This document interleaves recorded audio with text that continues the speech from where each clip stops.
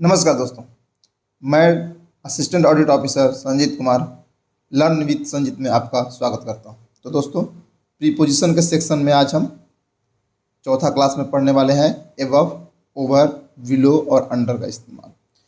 ये थोड़ा सा कंफ्यूजिंग होता है बच्चों के लिए कि एबव कहाँ लगाया जाए, ओवर कहाँ लगाया जाए, बिलो कहाँ लगाया जाए, अंडर कहाँ लगाया जाए।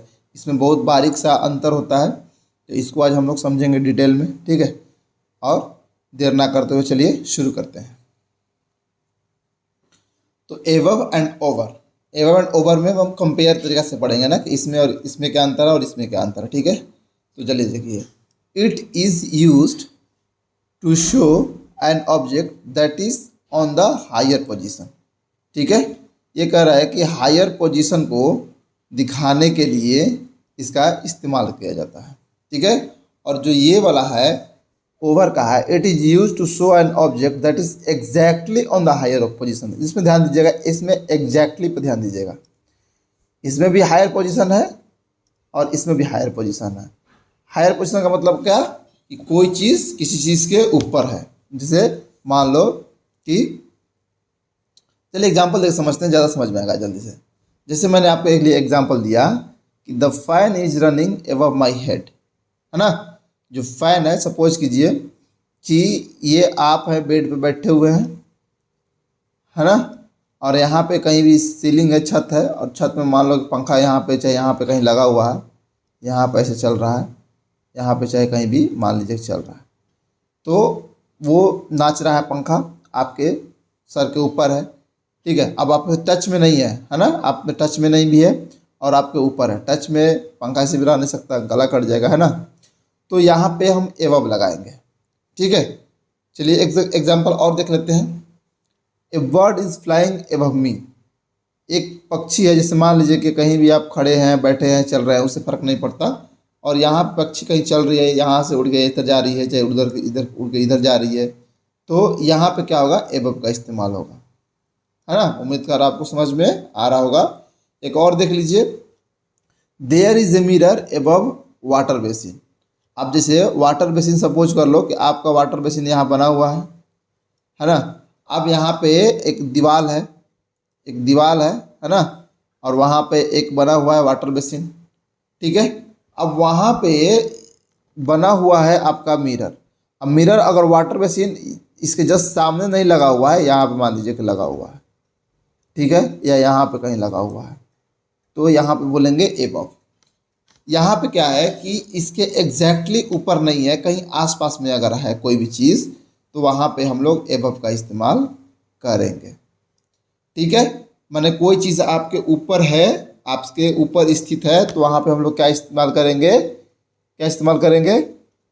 एबव का इस्तेमाल करेंगे। जो आपके टच में भी नहीं है ना, ये सब आपके टच में नहीं है ना। ओवर का देखेंगे, the fan is running over my head. अब कहोगे सर ये भी सेंटेंस तो एक ही है दोनों। हाँ, दोनों सेंटेंस एक ही है, पर इसमें अंतर आपको खुद से निकालना होगा। क्या निकालना है, यहाँ पे देखिएगा कि अगर देखिए यहाँ मैंने फैन का जो चित्र बनाया था ऐसे बनाया है, और यहाँ पे मैं जो मान आप यहाँ पे बैठे हुए हैं और फैन जस्ट आपके ऊपर ही है, ऐसे, है ना। मैंने ये आपके ऊपर ही चल रहा है पंखा, तो यहाँ पे फैन आपके ऊपर तो है लेकिन जस्ट आपके सामने नहीं है। लेकिन यहाँ पे जो फैन है आपके जस्ट सामने चल रहा है, ऊपर, जस्ट ऊपर आप बैठे हो, उसके ऊपर ही फैन चल रहा है, तो वो क्या हो जाएगा, the fan is running over my head हो जाएगा। तो उम्मीद कर रहा हूँ आपको समझ में आ रहा होगा।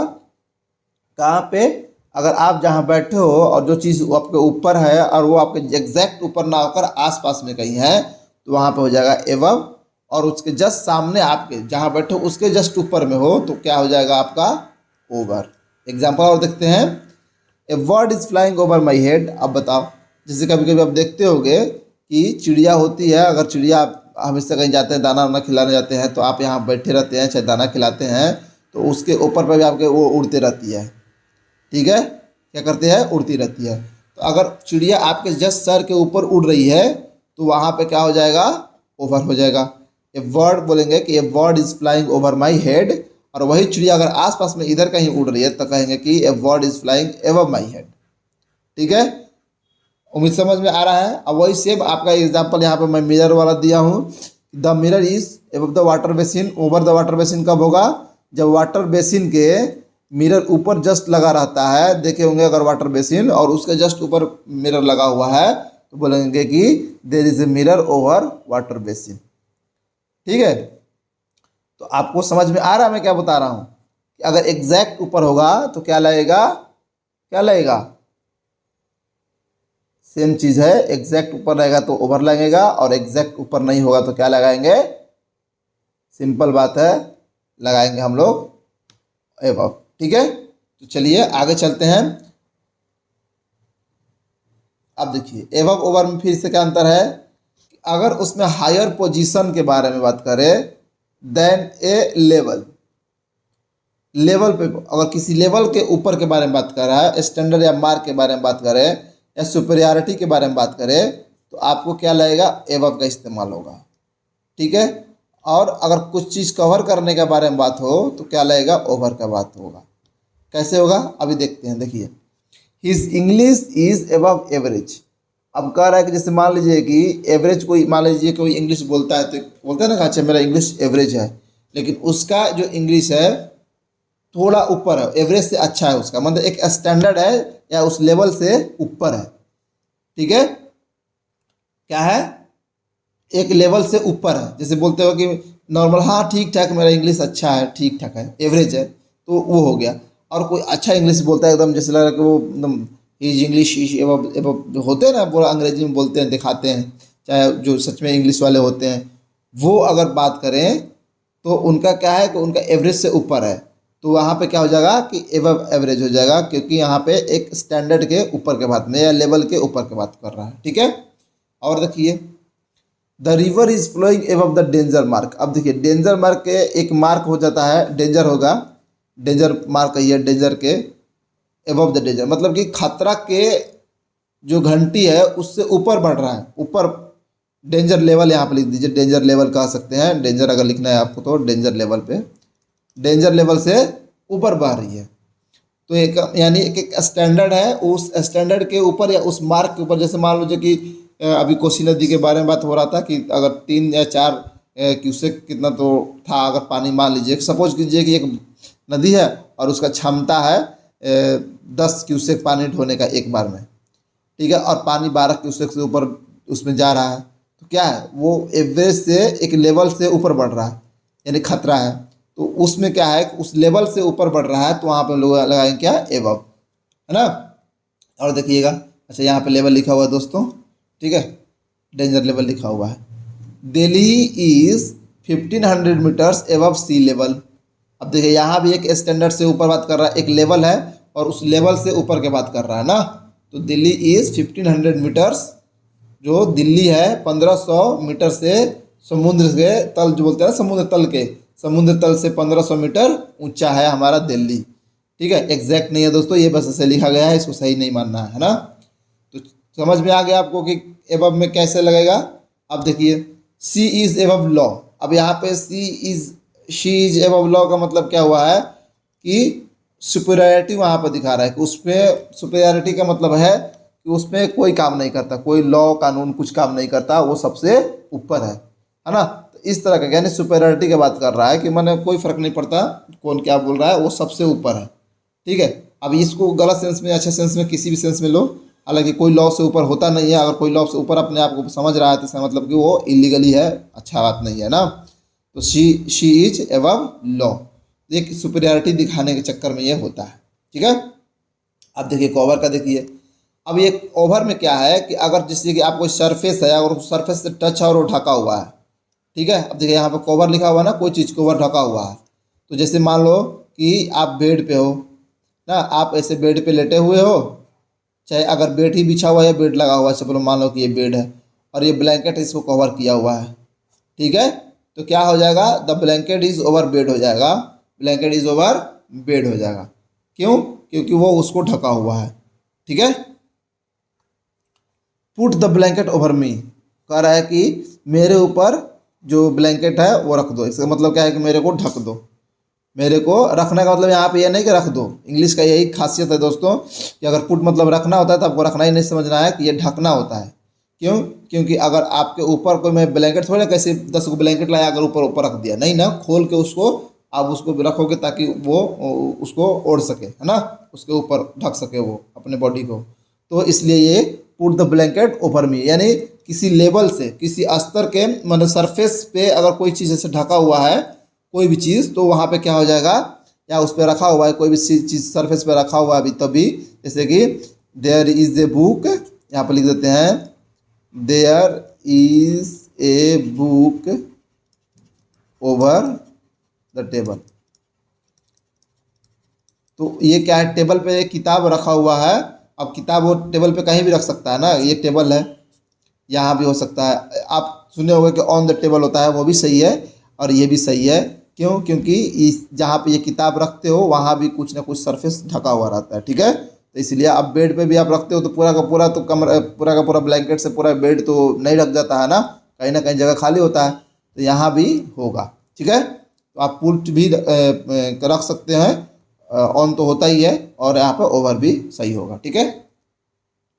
ही put his hand over my mouth when thieves entered my home. अगर, क्योंकि अब माउथ है आपका, ये आपका माउथ है, ये जहाँ से आप बोलते हो, ठीक है दोस्तों, मेरे को ड्राइंग नहीं करने आता, ये आपका नाक हो गया, ये आपका माउथ हो गया। अब आप जब कोई आपके माउथ को ये ढकता है, यहाँ पे ढक देता है, इसका मतलब क्या है कि आपके माउथ पे वो हाथ दे दिया, यानी आपके माउथ को ढक लिया, कवर कर दिया, है ना। अब सरफेस है तो सरफेस जरूरी नहीं है कि ये ऐसे सरफेस ऐसा भी हो सकता है, मतलब हॉरिजॉन्टल भी हो सकता है, वर्टिकल दोनों, मतलब खड़ा और लेटा हुआ दोनों तरह का सरफेस हो सकता है, ठीक है।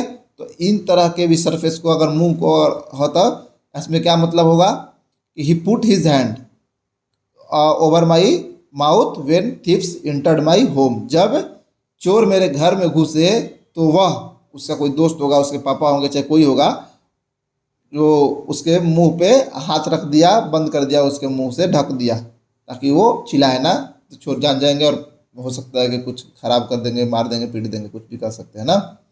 तो ओवर का मतलब समझ में आ रहा है कि दोनों का अलग क्या है, ये कवर करने के लिए आता है, ये सुपीरियरिटी दिखाने के लिए, कोई स्टैंडर्ड के बारे में बात कर रहा है तो होता है। The park is over the हिल। अब कह रहे हो कि एक पार्क है ओवर हिल। अब मान लो हिल मतलब क्या होता है, पहाड़ टाइप का जो पहाड़ी होता है, पहाड़ है सपोज कर लो ऐसे।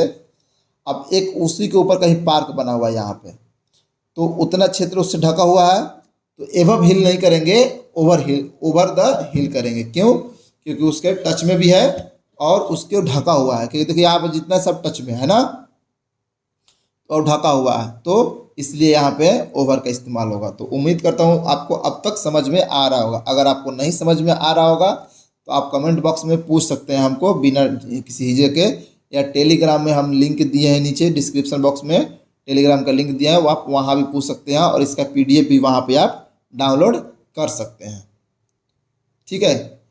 अब देखिए यहाँ पे जो हमने एवब का जो इस्तेमाल किया, उसी के उल्टा बिलो होता है। क्या होता है? बिलो होता है।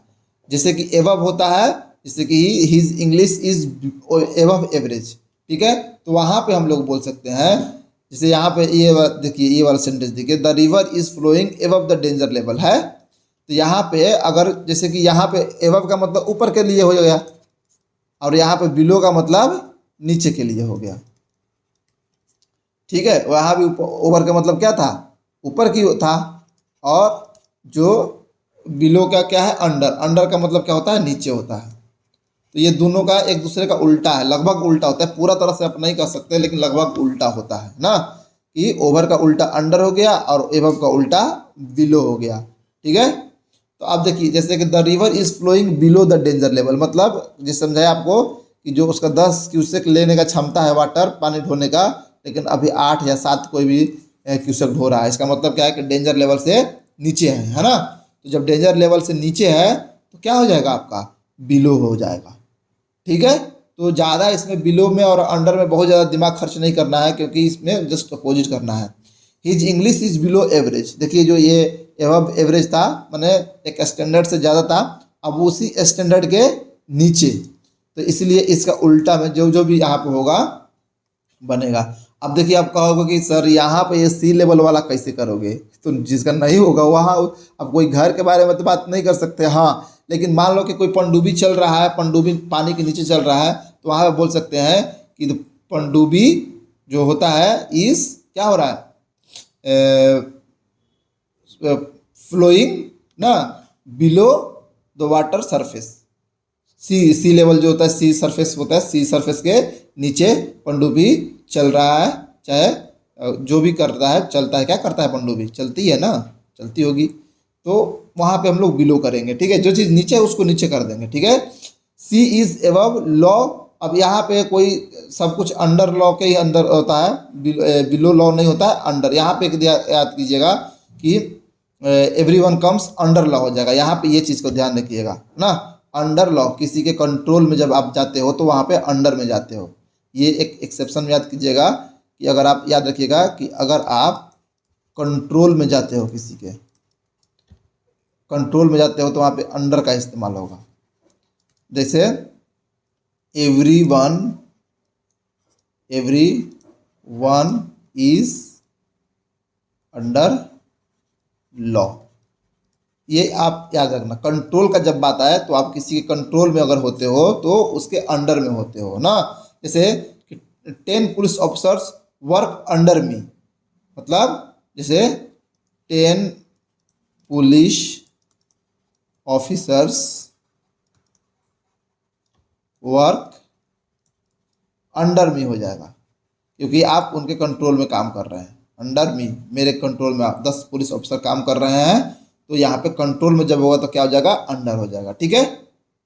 और देखिए यहाँ पे अंडर का ये भी लगभग ओवर का उल्टा ही होता है, ठीक है, लगभग उल्टा होता है। एक पूरा जैसे यहाँ पे नहीं है, मैं बताया आपको, उसी तरह यहाँ भी होता है, कुछ कुछ चीज़ें होता है। जैसे कि there is a cat under the table, जैसे कि अगर बिल्ली ऊपर बैठी होती तो क्या होता, ओवर होता, क्योंकि कुछ सरफेस को ढकती या ऑन होता ना। लेकिन अगर बिल्ली अंदर बैठी है, ठीक है, तो क्या हो जाएगा, अंडर हो जाएगा, ठीक है, क्या हो जाएगा, अंडर हो जाएगा, है ना। तो ये चीज़ को ध्यान रखिएगा, जो बिल्ली है टेबल के नीचे बैठी है, ठीक है। तो इस चीज़ को आपको ध्यान देना है कि या कहाँ पे अंडर लगता है और कहाँ पे बिलो लग रहेगा। और यहाँ पे आपको देखना ना है, बस जैसे इसका ओवर का इस्तेमाल पढ़ रहे हैं वैसे ही अंडर का देखना है, और दोनों में आप अंदर समझते जाना है कि बिलो कहाँ पे होगा और अंडर कहाँ पे होगा। तो उम्मीद करता हूँ अब तक आपको समझ में आ रहा होगा। आगे चलते हैं।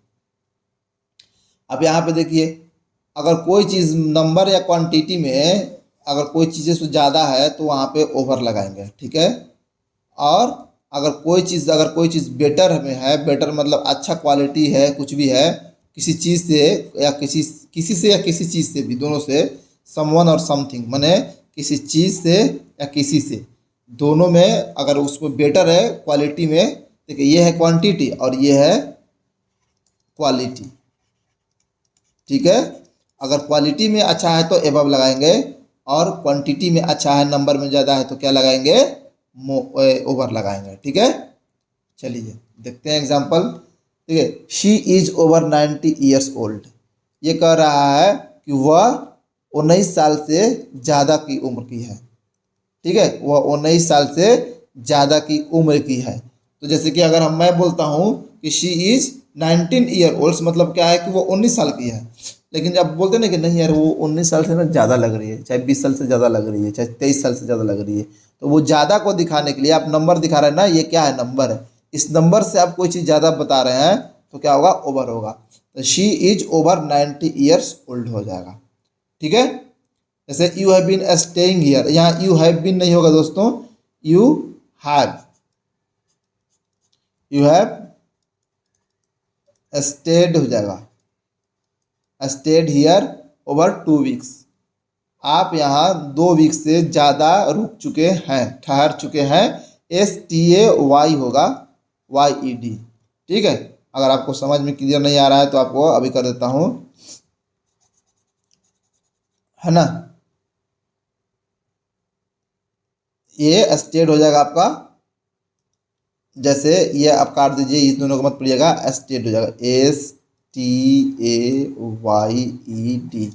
You have stayed here over 2 weeks, आप यहाँ 2 सप्ताह से ज़्यादा देर तक, मतलब ज़्यादा समय से दो 2 वीक से ज़्यादा आप यहाँ पे रुक चुके हैं, तो ऐसा हो जाएगा। तो यहाँ पे देखिए नंबर क्या है, 2 है, 2 वीक्स ये यहाँ पे नंबर है, इससे ज़्यादा के बारे में बात कर रहा है। ठीक है, there are over 100 workers work here, कह रहा देखिए 100, कह रहा है कि 100 मजदूर से ज़्यादा मजदूर यहाँ पे काम करते हैं। तो there are over 100 workers work here, 100 मजदूर से ज़्यादा मजदूर काम, तो मैंने कोई भी नंबर और क्वांटिटी में जब दिखाना होगा आपको तो इसका इस्तेमाल होगा। ही हैज़ ओवर 15 फ्रेंड्स, उसका 15 से ज़्यादा दोस्त हैं, है ना। तो जब भी कोई नंबर में आपको ज़्यादा दिखाना है तो क्या होगा, आपको ओवर का इस्तेमाल होगा। ठीक है, समझ में आ रहा है आपको। चलिए अब देखिए यहाँ पे क्या है, किसी क्वालिटी के बारे में बात हो रहा है ना। तो you are skilled above my expectations, मतलब हम जितना सोचे थे उससे ज़्यादा आप प्रवीण हो, आपको ज़्यादा चीज़ आती है। तो इसके मतलब क्या है कि आपके क्वालिटी के बारे में बात कर रहा है कि जो आपकी क्वालिटी है वो मेरे उम्मीद से ज़्यादा है ना। ठीक है, वो कह रहा है कि you are skilled above my expectation, मतलब होता है ना कि मैंने आपको देखा, आपसे बात किया और लगा कि अच्छा इतना तो आप इसको आता होगा, ये इस काम चाहे कोई भी काम के बारे में, है ना। लेकिन जब वो काम करना शुरू किया तो आप देख रहे अरे मैं तो जितना सोचा था इससे ज़्यादा अच्छा कर रहा है ये, है ना। तो उसका हो जाएगा, उसकी क्वालिटी में वो ज़्यादा है, इसलिए यहाँ पे क्या हो जाएगा, एबव हो जाएगा। ठीक है, अब यहाँ पे देख लिए the quality of this shirt is above that one, कह रहा है कि इस शर्ट का जो क्वालिटी है ना वो दूसरे से क्या है। अब ये दैट वन का मतलब होता है शर्ट का ही बारे में होता है दोस्तों। अगर आपको ग्रामर आता होगा थोड़ा सा, तो अगर सेम चीज़ को अगर आपको रिपीट नहीं करना होता है तो उसको किसी न किसी प्रनाउन से, उसको किसी नाउन को किसी प्रनाउन से बदल दिया जाता है। ठीक है, तो हम दैट शर्ट लिखने की जगह पे दैट वन लिखे हैं क्योंकि किसी और शर्ट के बारे में ही बात हो रहा है ना। तो the quality of this shirt is above that one, मतलब उस शर्ट से इस शर्ट की क्वालिटी ज़्यादा अच्छा है, तो उसमें भी क्वालिटी के बारे में बात हो रहा है। तो अब आपको पूरा तरह से समझ में आ रहा होगा। अब ये वाला देखिए दोस्तों, आई एम एबव और ओवर द एज लिमिट, अब इसमें दोनों सही है। आपको सर ये कैसे हो जाएगा कि दोनों सही हो जाएगा, देखिए अगर हम एज लिमिट के बारे में बात करते हैं, जैसे मान लीजिए कि एज लिमिट है 22 वर्ष, माना जा लीजिए सपोज कीजिए कि कहीं आप जाते हैं पब में या होटल में कहीं जाते हैं, चाहे कहीं भी आप जा रहे हैं, चाहे कहीं आप कहीं पार्क में गए, घूमने गए, कहीं भी जा रहे हैं, तो बोलते हैं कि एंट्री यहाँ पे एज लिमिट है 18 ईयर्स। ठीक है, तो उस एज लिमिट के जब बात करेंगे तो हम कहेंगे कि I am over the age limit, मैं उस एज लिमिट से, मतलब कि 18 जो साल का जो एज लिमिट है उससे ज़्यादा हूँ। तो वहाँ पे जब ज़्यादा हो गए तो क्या हो जाएगा, ओवर हो जाएगा। ठीक है, I am above the age limit हो जाएगा का मतलब है कि जैसे कि अगर आपका बारे में, अगर आपके जैसे कि चेहरा के बारे में बात किया जा रहा है, आपके जो व्यक्तित्व के बारे में जब बात होगा तो I am over the age limit हो जाएगा। क्यों, क्योंकि आपके वो उसमें क्या बोलता है कि किसी क्वांटिटी और का बात नहीं कर रहा है, ये आपके स्थिति के बारे में बात कर रहा है ना। तो जब स्थिति के जब बारे में बात होगा तो क्या हो जाएगा, I am above the age limit हो जाएगा। ठीक है, तो आपको देखना है कि आप किस सेंस में उसको इस्तेमाल कर रहे हैं। अब देखिए यहाँ भी जो है ओवर है ना, ये सॉरी यहाँ पे ओवर लिख दिया हूँ मैं, यहाँ पे ओवर अपोजिट टू ओवर नहीं हो सकता है ना, यहाँ पे अंडर हो जाएगा। ठीक है, यहाँ पे अंडर वही सी जैसे नीचे वाला लिखे थे वैसे अंडर अपोजिट टू ओवर हो जाएगा। जैसे यहाँ पे ओवर एज पे दिया है तो शी इज अंडर एज हो जाएगा। अंडर एज मतलब कि वो एक एज से कम एज की है, तो यहाँ पे क्या हो जाएगा, अंडर हो जाएगा। अब वैसे ही जो है यहाँ पे वर्कर्स के बारे में बात कर रहे हैं तो यहाँ पर कह सकते हैं कि there are under 15 workers work here. ठीक है, 50 से कम लोग यहाँ पे काम करते हैं। ठीक है, ही हैज़ अंडर 12 फ्रेंड्स। ठीक है, तो इस तरह से आप इसको बना सकते हैं। चलिए आगे इसमें देखते हैं। देखिए 10 वर्कर्स वर्क अंडर मी, यहाँ पे बता दिया कि जैसे मैंने पिछले भी एग्जाम सेंटेंस में इस तरह का एग्जांपल जैसे कि पुलिस वाला का दिया था कि 10 पुलिस वाले मेरे अंदर काम करते हैं, तो यहाँ पे ये दिया हुआ। ठीक है, उम्मीद में समझ में आ रहा है आपको। तो ऐसे इसका इस्तेमाल होगा। ऐसे ही बिलो है, तो बिलो है जो एबव का उल्टा होता है। Your performed below my expectation, जैसे यहाँ पे एबव कह रहा है कि जैसा सोचा था उससे ज़्यादा आपने किया, यहाँ पे है ना, यहाँ पे जैसा सोचा था उससे ज़्यादा आपने किया, तो वैसे का कि जैसा सोचा था उससे कम किया, क्योंकि बिलो नीचे के बारे में बात कर रहा है, अंडर और बिलो नीचे के बारे में बात करता है। तो कह रहा है कि आपने जो परफॉर्मेंस दिया वो मेरे एक्सपेक्टेशन से नीचे दिया। अब उसको लगा था बेचारा को कि तीर मार देगा, और तीर उसे छूटा ही नहीं, है ना, तो वो अंडर परफॉर्मेंस हो गया। ठीक है, तो वो अगर जब आप कम परफॉर्मेंस करते हैं तो बिलो, किसी के उम्मीद से किसी चीज़ से कम करते हैं तो क्या हो जाएगा, बिलो हो जाएगा। अब देखिए दोस्तों, यहाँ पे ओवर का इस्तेमाल एक चीज़ और में होता है कि अगर आप किसी चीज़ को क्रॉस कर रहे हैं कहीं से एक साइड से दूसरे साइड में, तो वहाँ पे भी ओवर का इस्तेमाल करते हैं। जैसे देखिए, the ball went over the wall, जैसे कि एक वॉल बना हुआ है, सपोज कीजिए कि ये वॉल है और आप इधर क्रिकेट खेल रहे हैं ना, इधर मारा, इधर से मारे छक्का और चला गया इस पार। ठीक है, इधर से छक्का मारा और इस पार चला गया, यानी एक साइड से क्या हुआ, दूसरे साइड में चला गया बेचारा बॉल। तो ball went over the wall कह रहा है कि जो दीवार से बॉल पार हो गई, पार मतलब उस साइड चली गई। ठीक है, तो जब एक साइड से दूसरे साइड अगर जाए, क्रॉस कर जाए, तो वहाँ पे भी हम उस जिस चीज़ से ऊपर जा रहा है तो वहाँ पे उसके पहले ओवर लगा के उसको बताएंगे। ठीक है, एक और एग्जांपल देखिए, ही जंप्ड ओवर द रोप।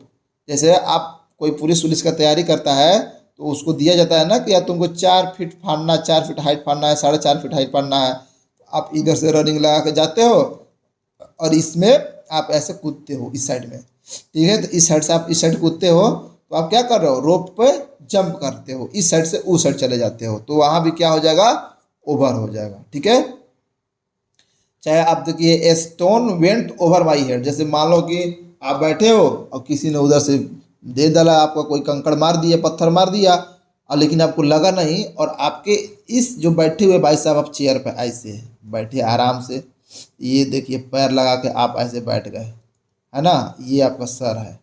ठीक है, ये आपका सर है, अब ये कुर्सी पे आप बैठ गए ऐसे करके। ठीक है, और ये आपका सर है। अब भाई साहब किसी ने यहाँ से आपको देखा और ढीला मारा, आपको चोट लगे, लेकिन आपके चोट नहीं लगा रहा, उसके ऊपर क्रॉस होकर इस साइड से इस साइड चला गया, तो देखिए यहाँ भी क्रॉस हो रहा है, तो a stone went over my head हो जाएगा। क्या हो जाएगा, a stone went over my head हो जाएगा। एक जो कंकड़ पत्थर है मेरे सर से, मतलब सर के ऊपर से होता है, सर से नहीं, आप सर के अंदर से घुस के थोड़े, वो थ्रू हो जाएगा। थ्रू का आपको इस्तेमाल पढ़ा है ना, कि जब कोई चीज़ किसी चीज़ से होते हुए गुजरता है, जैसे आप गोली मारे, सपोज करो कि कोई गोली मारा, किसी के मारा, सर में मारा, ये सर है बड़ा सा सर, अब किसी ने बंदा ने एक गोली मारा और गोली इस पार से इस पार छेद होकर निकल गया, तो a bullet went through his head हो जाएगा। A bullet went through his head हो जाएगा। क्यों, क्योंकि वो भाई सब छेदते हुए पार हो गया, है ना। तो किसी चीज़ के जब अंदर से होते हुए कोई चीज़ जाता है तो क्या हो जाता है, थ्रू हो जाता है। लेकिन ये भाई साहब अंदर से नहीं गया, ऊपर ऊपर गया, याद रखिएगा, तो ओवर माई हेड हो जाएगा।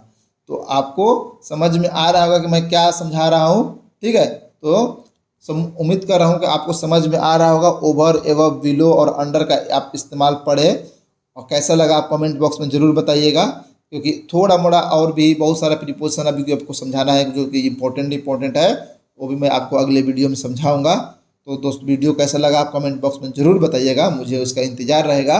ठीक है, और प्लीज़ मेरे चैनल को सब्सक्राइब कर लीजिएगा, वीडियो को लाइक कर दीजिएगा, और जब अनलाइक कीजिएगा तो कमेंट बॉक्स में ज़रूर बताइएगा कि आपने अनलाइक क्यों किया।